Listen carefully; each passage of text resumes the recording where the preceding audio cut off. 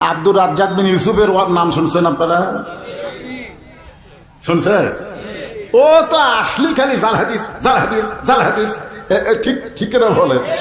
ওর মাহফিলে গেলে মনে হয় যে হাদিসে ঠিক নেই। এই চাঁদপুর বাজারে ঢুকে দেখছেন একটা 20 কেজি ওজনের মাছ 1000 টাকা কেজি। আপনি এই বাজারে একজন ধনী মানুষ, যদি আপনি এই মাছ না কিনেন তাহলে আপনি কৃপণ। না কিনার কারণে আপনি জান্নাতে যেতে পারবেন না। আপনি না কিনলে মাছ নষ্ট হবে সন্ধ্যা হতে হতে। ওই মাছ যদি একজন রিক্সাওয়ালা কিনে, ও আর জান্নাতে যেতে পারবে না। ও তখন অহংকারী, ওর জন্য এটা কিনা হবে না, ওকে পুঁঠির মাছ কিনতে হবে। এটাই বিধান, এটাই জীবন।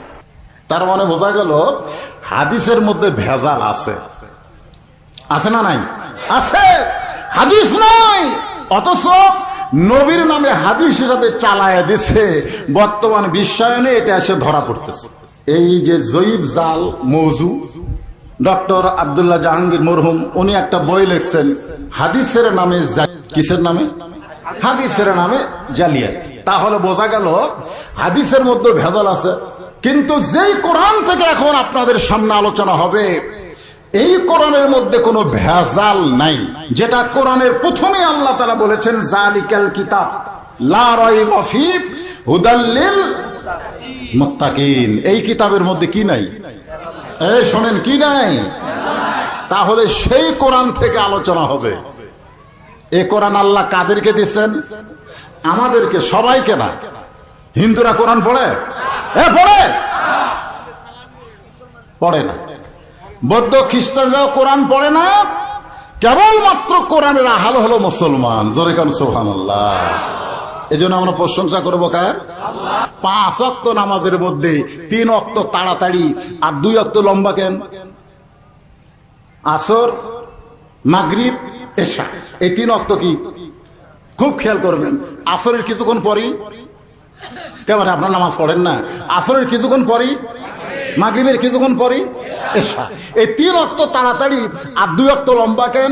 এশা থেকে ফজর, ফজর থেকে জোহর, এই 2 ওয়াক্ত লম্বা সময় কেন? তুমি কি জানো? তো রাখাল বলতেছে আমি তো জানি না ভাই।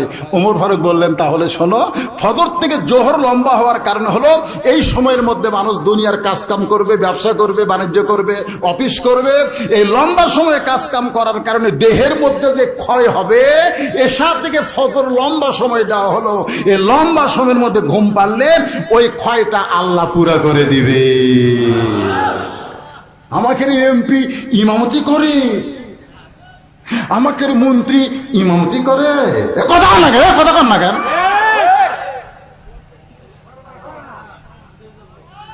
নেতৃত্ব শিখতে গেলে আগে ইমামতি শেখা লাগবে। জানেন আপনারা,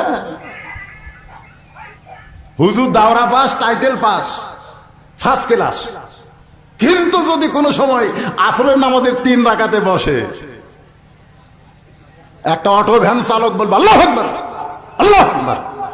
হুজুর যদি মনে মনে কয় আমি দাওরা পাস, ডবল টাইটেল পাস, তোর লোকমা আমি গ্রহণ করলাম না, ওকার কেউ নেতা মানবি? তার মানে কি বোঝা গেল?